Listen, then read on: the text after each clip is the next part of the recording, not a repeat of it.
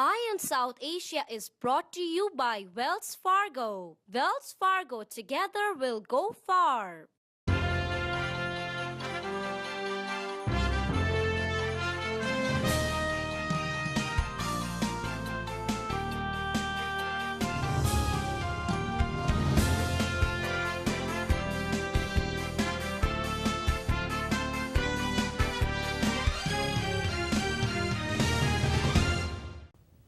Hello and welcome to Eye on South Asia. I'm Bhavna Vanan. And I'm Sanjeev Pandya. Every week we'll discuss the latest news and happenings with South Asians in North America. All right, Sanjeev, we are going to start off with this very sensational story about the Indian rupee. And we have a bunch of sensational stories in our show to talk about. Yes, we do. And the Indian rupee is at a record low right now. Exactly. It's at about 56 and something per Right. It's keep dollar. changing, but let's say it's between 54 and 56. Yes. Which is alarmingly low. Mm-hmm. And it's actually in the first months of 2012. First 3 months of First 2012. 3 months, yeah. It has actually, fallen to 5.3% growth, like the overall economy, compared to last year, in the last quarter Right. of last year. India was at a 9.2 growth. Right. So this really shows like a pretty big drop Exactly. in, the economy. And, typically we've seen, while the Western countries were going through their economic downfall and stuff like that, India was still growing. Right. And now we're seeing a slowdown in the economy, and several factors can contribute to Right. this. This is which, actually it's a very important signal for the government. And what is happening there, the Finance Minister Pranab Mukherjee is saying that poor manufacturing in India is somewhat causing this economic, downturn or the economic growth being so low. Mm-hmm. And Prime Minister Manmohan Singh is actually talking about Euro Yes. zone and saying because of Euro and because of a crisis in Europe, that's causing rupee to, go higher so much or become so weak. Right, because India actually has strong ties in terms of their exports to Europe. It's quite high. So, he feels that is one of the biggest causes of this. But then domestically, the economists and investors in India, they're saying it that before you blame anybody out there, I think government policies and the leadership are to be blamed. right. Because government, quote unquote, is not doing anything to to stop this, and I think government should do something soon as possible to prevent further letdown in the economic growth. Exactly. And on the heels of this is also the hike of the price of petrol. Correct. So the oil refiners in India have actually hiked up the price of petrol to about 7.54 rupees per liter. And more recently, within the past week, they have done a partial rollback of this price. And this is because of protests. Right, that a public have- outcry. Yes. I think over the highest rise in the country's history. So in the states like Madhya Pradesh, Odisha, Bihar, even Mumbai and Delhi, in the cities like that, people came out to protest this gas price hike. And after that, government, I think, reduced about 2 rupees per gallon. Right. Yes. So there's definitely a lot of, backlash for Domestic this. issues and overseas issues that we have to worry about India's economy. Yes, and as you were talking about, the Prime Minister needs to address what the issues are and find out a way to pump growth back into the economy. Sure. So he is setting some deadlines and really honing in on growth in the infrastructure sector. And, they've been meeting in the cabinet and that sort of thing, and they want to allow foreign direct investment in the infrastructure sector of up to 26%. Right.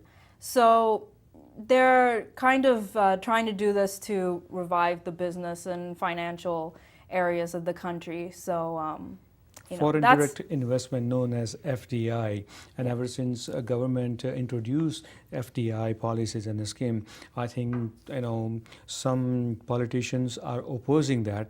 But if policies can be changed and made a little bit easier for outsiders or outside corporate companies to come in and invest money into India, which would actually help country a lot, which would employ thousands of people in a country, that would help a Exactly. lot. Yeah, and that's where the issue of the taxation Right. was there, which did not provide any incentive for these, Correct. foreign direct investors. And so that's still at a standstill. And coming back to this issue of the Eurozone meltdown, and the Prime Minister kind of putting the blame on the Eurozone issue, and especially with India exporting, they're really the biggest destination Correct. for Indian goods. Europe is. Yep. So they're saying that Europe's woes now becomes India's woes, and what they have done now is they've done a contingency plan for Greece exiting the Eurozone. Correct. And Which could happen by July, according to many news reports and stories, that it could happen by July. right. And they actually haven't given a lot of details on what this whole plan is about, but they are talking about things like the finance ministry and the Reserve Bank sort of working together to take on some measures to protect India from the kind of shockwaves of the Eurozone and that whole meltdown happening there.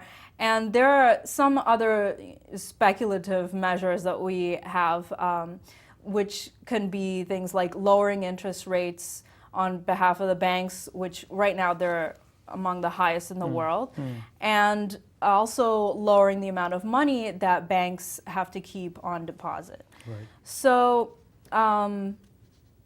this is sort of their plan that they're rolling out, and they're really putting it out on a global scale. They're saying that India is going through some tough times domestically on an economic level, and they're saying we need to work together more on a global level to solve this. True. See, what's happening, US is also somewhat blaming Europe. When Euro is weak or a crisis which is going on in Europe, that affects stock market here in the US, Dow Jones market, and the Right. US also talks about crisis in Europe and it blames Europe for that. India is also doing the same thing. And the US and India are not the only two countries, but other major countries are also keeping an eye on Europe, because somewhere in the Europe, the Greece situation has to be fixed, or some kind of solution must come out. Right. Yeah. So, we have Europe very intrinsically tied with all of these countries, because we are a globalized world, Right. and we're very kind of dependent on each other. In that And sense. Europe, also, just like we mentioned that India is a major supplier for its goods and everything to Europe. Same thing with the US also. So a lot of these countries, power, buying or selling power depends upon Europe. Right. And speaking of buying and selling power, so Right. we have the US actually trying to sell more defense goods to Right. India and really pump up their military, macho. That is absolutely So the That's- U.S. Defense Secretary Leon Panetta, right. he has kind of been going on a tour of Asia, Right. and he's proposing this big plan for throughout Asia, but we're kind of going to focus on India's plan. And basically he says that he wants India to buy as many of America's best weaponry Sure. as they have available, and he's really stressing this close partnership with America, India and America. And he's saying that we want to make India a very robust military power.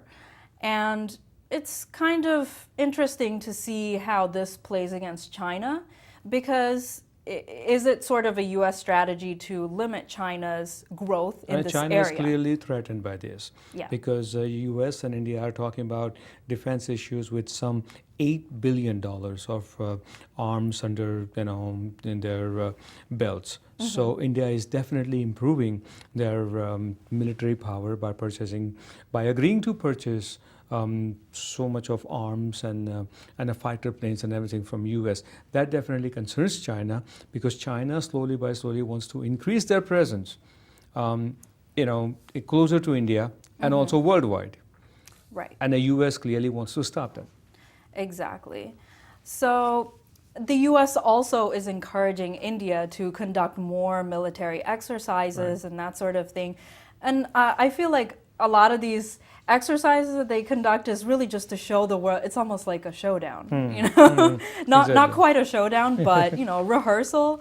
So, I mean, the U.S. has its eye on India to really serve as a sort of backup, I guess. Exactly. One can say that. And on the same vein, the U.S., as voiced by Leon Panetta as well, has also kind of suggested a greater role in Afghanistan for India. That's basically, I think, exchanging powers because till now, Pakistan was asked to do more, in Afghanistan, and now all of a sudden, U.S. And of course, Leon Panetta takes U.S.'s message to India and says we want India to do more in Afghanistan and increase their power and presence in Afghanistan. So what happens after that, we'll definitely, keep an eye on it and see what happens. Right, and this is really coming after, as the U.S. is trying to leave Afghanistan. Exactly. So they want some sort of measure to be in place so that it doesn't end up in a disaster, True. like in the past. In the past, Okay. yeah. So they have his work cut out for Right. it. And now it's time for us to take a short break. All right, we'll be right back on Eye on South Asia.